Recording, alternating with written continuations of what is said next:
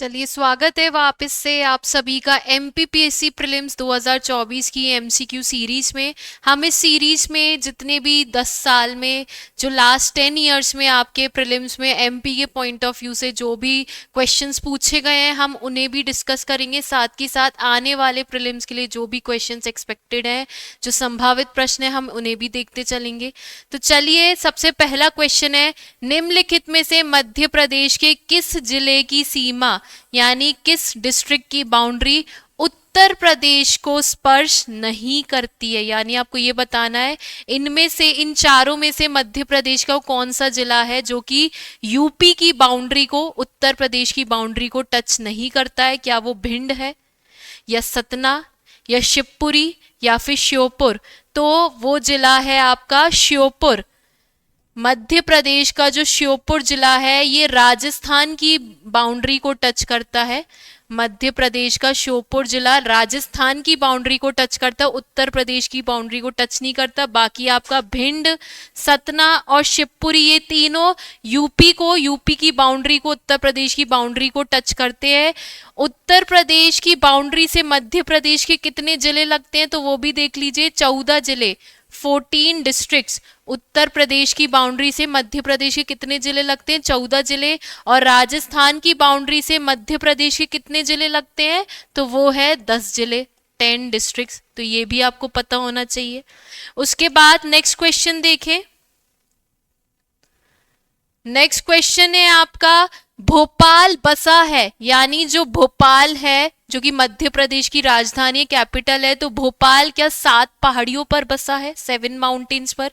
भोपाल 5 पहाड़ियों पर बसा है, या फिर 1 पहाड़ी पर, या 2 पहाड़ियों पर? तो भोपाल जो है वो 5 पहाड़ियों पर, 5 माउंटेन्स पर बसा हुआ है। वो कौन कौन से माउंटेन्स है तो एक बार वो भी देख लीजिए। आपको अरेरा हिल्स देखने को मिलेगी यहाँ पर, अरेरा हिल्स। उसके बाद आपको यहाँ पर ईदगाह पहाड़ी, ईदगाह हिल्स देखने को मिलेगी, ईदगाह हिल्स। ईदगाह हिल्स के अलावा आपको यहाँ पे कटारा हिल्स देखने को मिलेगी, कटारा हिल्स। उसके अलावा आपको यहाँ पे वन ट्री हिल्स देखने को मिलेगी, वन ट्री हिल्स। तो हमने कौन कौन सी देख ली? Arera hills, Idgah hills, Katara hills, one tree hills, और उसके अलावा आपको यहाँ पे श्यामला हिल्स देखने को मिलेगी, श्यामला हिल्स, श्यामला हिल्स। तो जो भोपाल है वो इन 5 पहाड़ियों पर बसा हुआ है। कौन कौन सी? Arera hills, Idgah hills, Katara hills, one tree hills और श्यामला हिल्स। उसके बाद देखें, उसके बाद आपका नेक्स्ट क्वेश्चन है, मध्य प्रदेश का कौन सा शहर, मध्य प्रदेश की वो कौन सी सिटी है, कौन सा शहर है जो कि सिंधु गंगा के मैदान में स्थित है, यानी सिंधु गंगा प्लेन, सिंधु गंगा मैदान के अंतर्गत आता है? क्या वो ग्वालियर है, या इंदौर है, या भोपाल, या फिर जबलपुर? तो मध्य प्रदेश का वो शहर जो कि सिंधु गंगा प्लेन्स में आता है, सिंधु गंगा प्लेन्स में आता है, वो होगा आपका ग्वालियर शहर, ग्वालियर जिला। ये मध्य प्रदेश का वो जिला है जो कि सिंधु गंगा मैदान के अंतर्गत आता है। इसके बाद देखें, इसके बाद नेक्स्ट क्वेश्चन है आपका, नर्मदा और ताप्ती, ये दोनों नदियां हैं, नर्मदा और ताप्ती नदी। नर्मदा और ताप्ती के अतिरिक्त मध्य प्रदेश की नदियां, यानी नर्मदा और ताप्ती के अलावा क्या मध्य प्रदेश की बाकी जितनी भी नदियां क्या वो अरब सागर में जाती हैं, या बंगाल की खाड़ी में, बे ऑफ बंगाल में, या हिंद महासागर में, इंडियन ओशियन में मिल जाती है, या फिर दूसरी नदियों में मिल जाती है?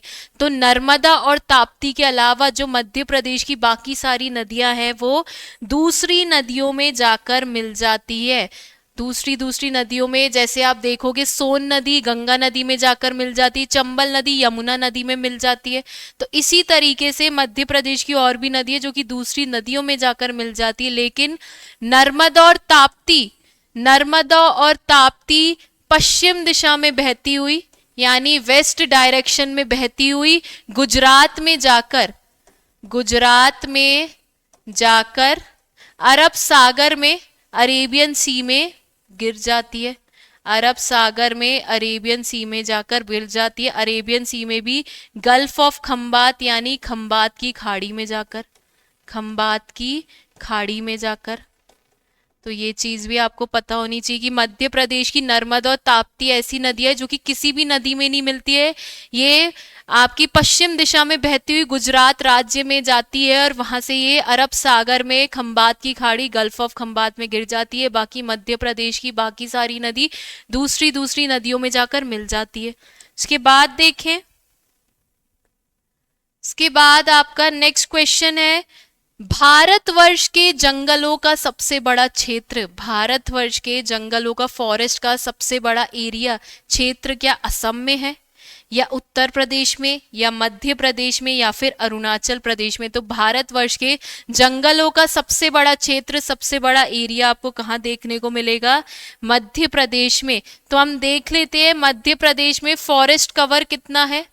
मध्य प्रदेश में वन क्षेत्र फॉरेस्ट कवर यानी मध्य प्रदेश के क्षेत्रफल में, मध्य प्रदेश के टोटल एरिया में कितना एरिया फॉरेस्ट का कवर होता है? तो वो है 94689 किलोमीटर। मध्य प्रदेश के जो टोटल एरिया है, मध्य प्रदेश का टोटल एरिया कितना है? मध्य प्रदेश का टोटल एरिया कितना है? 308252 किलोमीटर स्क्वायर।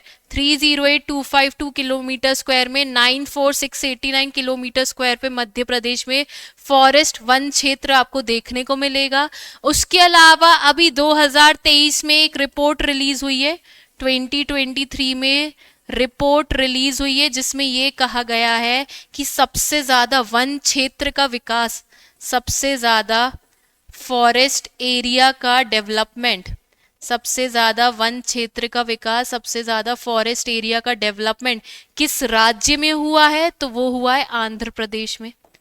किस राज्य में हुआ है? आंध्र प्रदेश में।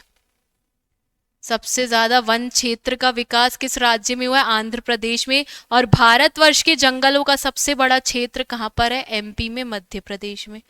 उसके बाद देखें, इसके बाद नेक्स्ट क्वेश्चन है, संगमरमर की चट्टाने के लिए कौन सा शहर प्रसिद्ध है? यानी मार्बल के लिए, मार्बल की जो मार्बल रॉक्स के लिए, संगमरमर की चट्टानों के लिए मध्य प्रदेश का कौन सा शहर प्रसिद्ध है? क्या वो उज्जैन है, इंदौर, मांडू या फिर जबलपुर? तो संगमरमर के लिए कौन सा शहर प्रसिद्ध है? तो वो है जबलपुर। जबलपुर में आपको व्हाइट मार्बल, व्हाइट मार्बल, सफेद संगमरमर देखने को मिलेगा।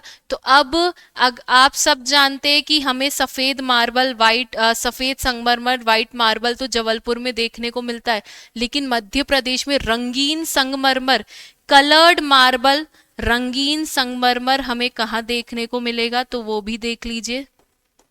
मध्य प्रदेश में रंगीन संगमरमर, कलर्ड मार्बल हमें कहाँ देखने को मिलेगा? तो बैतूल जिले में, बैतूल में, छिंदवाड़ा डिस्ट्रिक्ट में और ग्वालियर में। मध्य प्रदेश में रंगीन संगमरमर आपको बैतूल में, छिंदवाड़ा में, ग्वालियर में देखने को मिलेगा। और मध्य प्रदेश में सफेद संगमरमर, व्हाइट मार्बल कहाँ देखने को मिलेगा? जबलपुर में। उसके बाद देखें, उसके बाद नेक्स्ट क्वेश्चन है आपका, डायनासोर जीवाश्म राष्ट्रीय पार्क यानी dinosaur fossil national park, dinosaur fossil national park की स्थापना किस जिले में की गई? यानी मध्य प्रदेश के किस जिले में आपको डायनासोर फॉसिल नेशनल पार्क देखने को मिलेगा?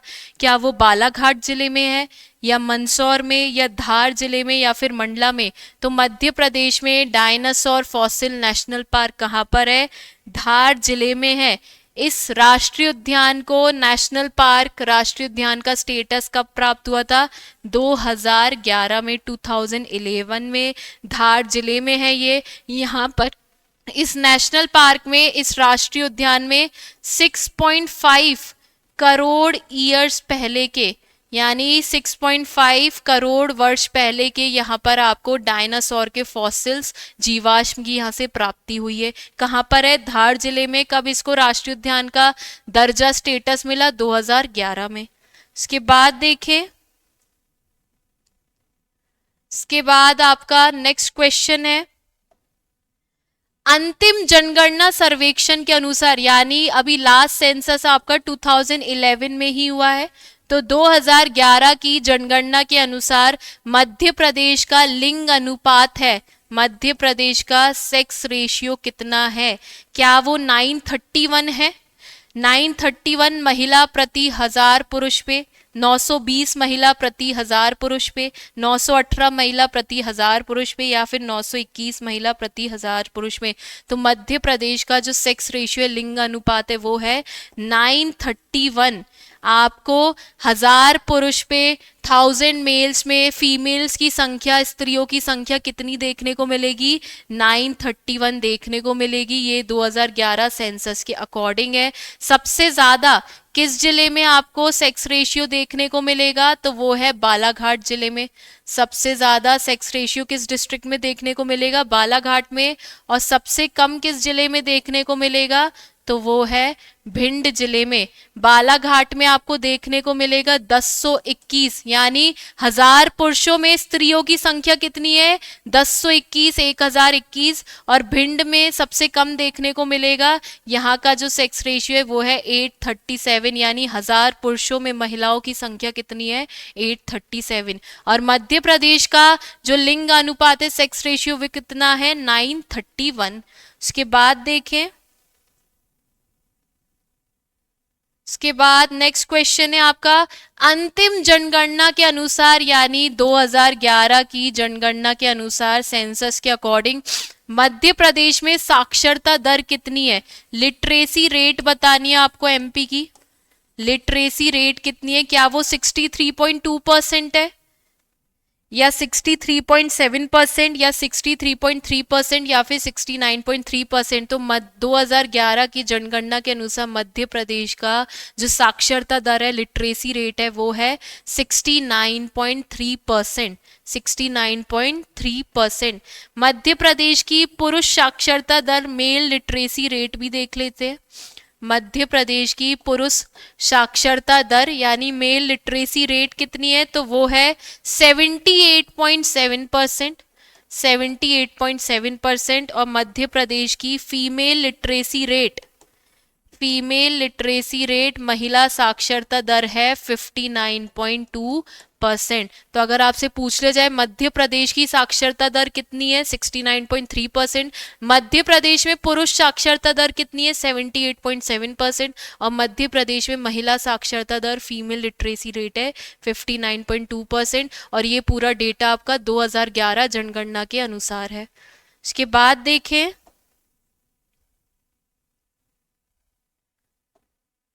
मध्य प्रदेश का जनसंख्या घनत्व, यानी आपको मध्य प्रदेश का पॉपुलेशन डेंसिटी बतानी है। जनसंख्या घनत्व, पॉपुलेशन डेंसिटी कितनी है?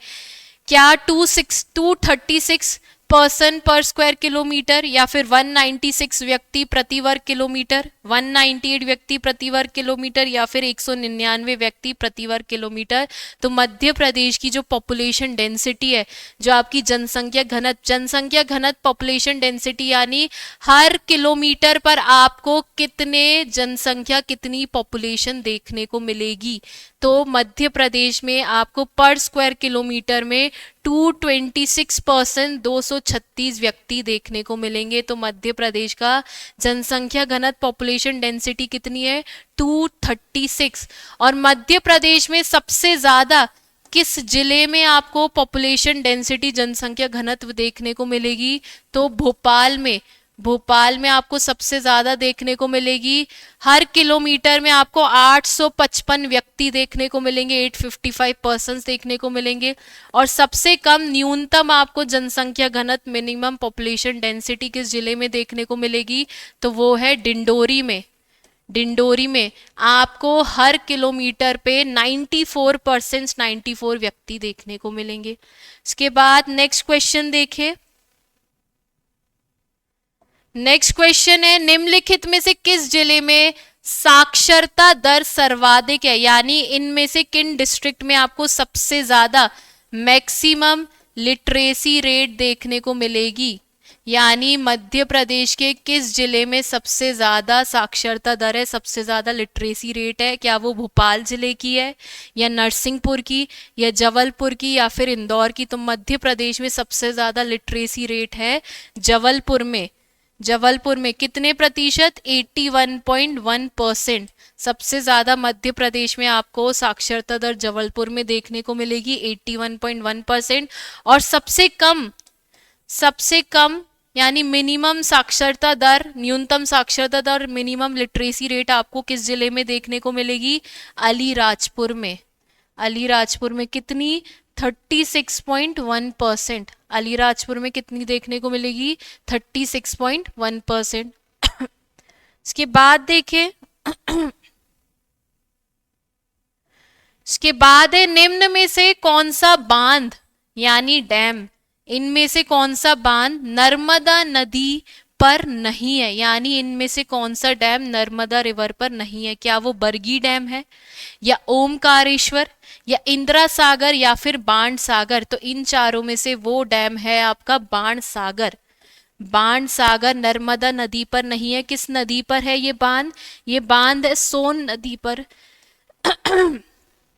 जो मध्य प्रदेश की जो नर्मदा नदी है उस पर आपको बरगी बांध देखने को मिलेगा, ओंकारेश्वर बांध देखने को मिलेगा, इंदिरा सागर बांध देखने को मिलेगा। लेकिन जो बाण सागर बांध है ये किस नदी पर है? ये है आपका सोन नदी पर। जो बरगी जो बांध है ये आपका बरगी नदी पर ही है। जो बरगी बांध है ये किस नदी पर है? ये बरगी नदी पर ही है। लेकिन जो बरगी नदी है वो किसकी सहायक नदी है? वो नर्मदा की सहायक नदी है। किसकी सहायक नदी है? नर्मदा की सहायक नदी है। तो ये जो बांध है ये आपका नर्मदा घाटी परियोजना, नर्मदा रिवर वैली प्रोजेक्ट के अंतर्गत ही आती है, इसलिए हम इसको नर्मदा रिवर में ही कंसीडर करेंगे। बाकी जो ओमकारेश्वर है ये भी आपका नर्मदा नदी पर ये बांध बनाया गया है। इंदिरा सागर ये भी नर्मदा नदी पर बांध बनाए गए, लेकिन जो बाण सागर है वो किस नदी पर है? सोन नदी पर। तो ये चीज याद रखिएगा। उसके बाद है आपका निम्नलिखित में से कौन सा विश्व धरोहर स्थल वर्ल्ड हेरिटेज साइट नहीं है? यानी इनमें से कौन सा यूनेस्को के द्वारा वर्ल्ड हेरिटेज साइट में, विश्व धरोहर स्थल में लिस्टेड नहीं है, सूचीबद्ध नहीं है? क्या वो खजुराहो के मंदिर हैं, या फिर भीमबेटका की गुफाएं, या सांची का स्तूप, या फिर मांडू का महल?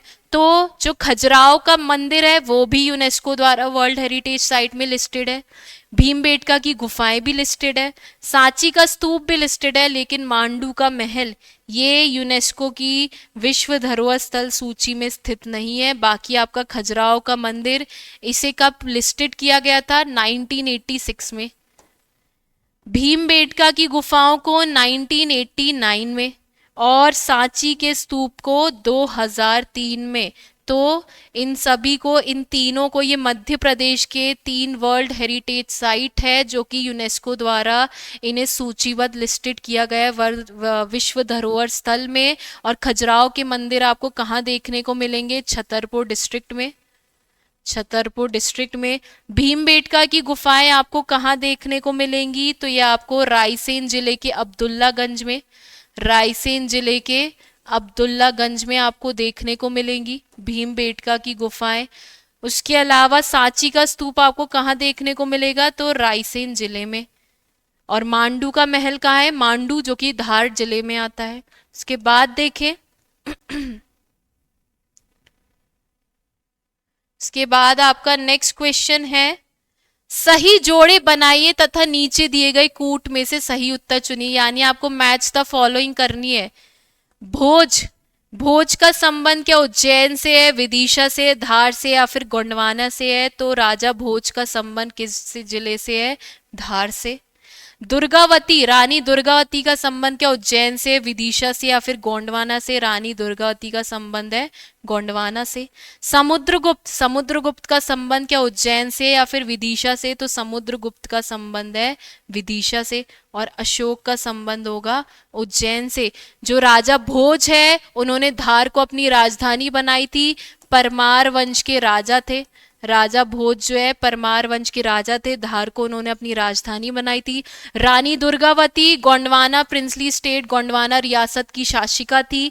समुद्रगुप्त, इनका संबंध विदिशा से, गुप्ता डायनेस्टी से इनका संबंध है। और अशोक, अशोक मौर्य वंश के राजा है, सम्राट अशोक, जिनका संबंध उज्जैन से है। उज्जैन का गवर्नर बना के इनको भेजा गया था मध्य प्रदेश में। तो कौन सा कूट सही हो जाएगा? भोज का संबंध है धार जिले से। जो रानी दुर्गावती उनका संबंध है गोंडवाना से, समुद्रगुप्त का है विदिशा से, और अशोक का है उज्जैन से। तो आपका कौन सा ऑप्शन सही हो जाएगा? आपका 3, ए का होगा 3, बी का होगा 4, उसके बाद आपका सी का होगा 2 और डी का होगा 1। यानी कौन सा कूट आपका सही हो जाएगा? 3, 4, 2, 1। उसके बाद नेक्स्ट ऑप्शन देखें, नेक्स्ट क्वेश्चन देखिए अब। सीधी एवं झाबुआ में सूर्य उदय यानी सनराइज, सीधी एवं झाबुआ में सूर्योदय सनराइज के समय पर विचार कीजिए एवं सही विकल्प को चुनिए। सीधी जो है ये मध्य प्रदेश का पूर्वी जिला है, ईस्टर्न डिस्ट्रिक्ट है। और झाबुआ जो है ये मध्य प्रदेश का वेस्टर्न यानी पश्चिमी जिला है। तो आपको ये देखना है कि इन दोनों में कितना डिफरेंस रहता है सनराइज के टाइम में। क्या सीधी में सूर्योदय 1 घंटे पहले हो जाता है, सनराइज 1 घंटे पहले ही हो जाता है? क्या झाबुआ में सूर्योदय 1 घंटे पहले हो जाता है, झाबुआ में क्या सनराइज 1 घंटे पहले हो जाता है? या सीधी में सूर्योदय आधे घंटे पहले होता है, या फिर झाबुआ में सूर्योदय सनराइज आधे घंटे पहले होता है? तो इन दोनों में जो डिफरेंस है, सीधी जिले में आधे घंटे पहले ही सनराइज हो जाता है और झाबुआ जिले में आधे घंटे बाद सनराइज होता है, क्योंकि सीधी जिला मध्य प्रदेश के पूर्व में ईस्टर्न डायरेक्शन में है और झाबुआ जिला मध्य प्रदेश के वेस्ट में पश्चिमी दिशा में है। और सन जो उगता है, जो आप सनराइज देखते हैं, जो सूर्योदय होता है, वो पूर्व की दिशा में ईस्टर्न डायरेक्शन में होता है। इसलिए सीधी जिले में सूर्योदय आधे घंटे पहले ही हो जाता है। उसके बाद देखें,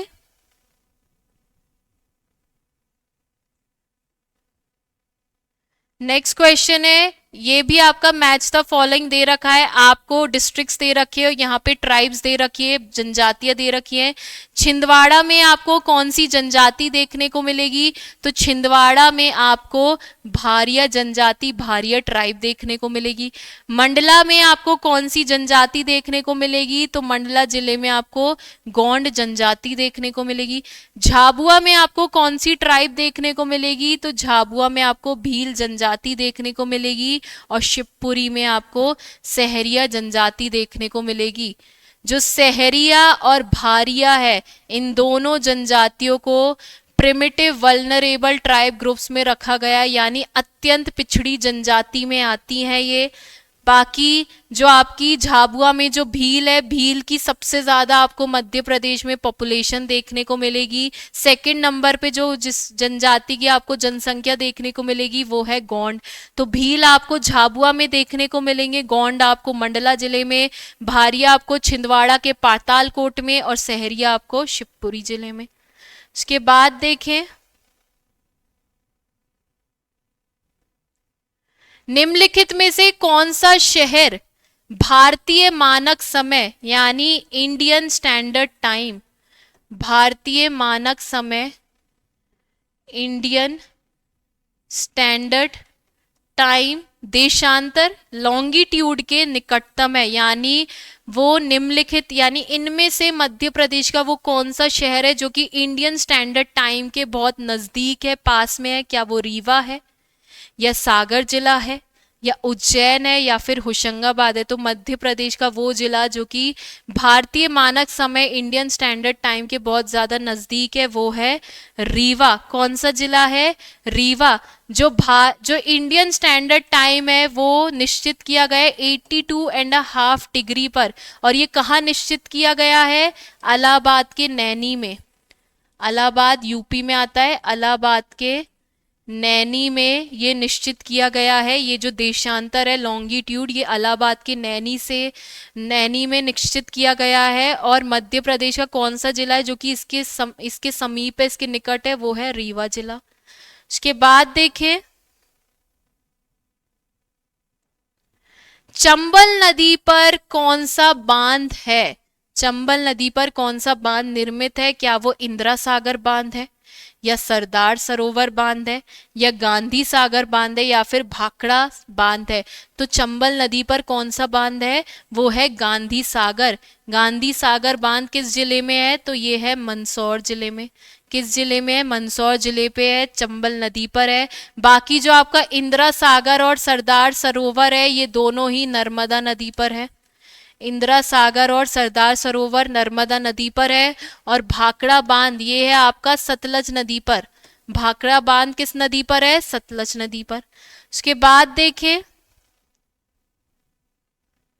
उसके बाद नेक्स्ट क्वेश्चन है, विभाजन के बाद यानी डिवीजन के बाद मध्य प्रदेश राज्य की सीमाएं कितने राज्यों के साथ मिलती है? जब 1 नवंबर 2000 को मध्य प्रदेश से छत्तीसगढ़ अलग हुआ था। मध्य प्रदेश से छत्तीसगढ़ अलग हुआ था, तो उसके बाद मध्य प्रदेश से कितनी राज्यों की सीमाएं लगती है, कितने राज्यों की बाउंड्री लगती है? क्या 4 राज्यों की, या 5 राज्यों की, या फिर 6 राज्यों की, या 7 राज्यों की? तो डिवीजन के बाद जब 1 नवंबर 2000 को जब मध्य प्रदेश से छत्तीसगढ़ अलग हो गया था, तब मध्य प्रदेश से 5 राज्यों की सीमा लगती है। मध्य प्रदेश से कितने राज्यों की सीमा लगती है? 5 राज्यों की। एक बार देख लेते हैं।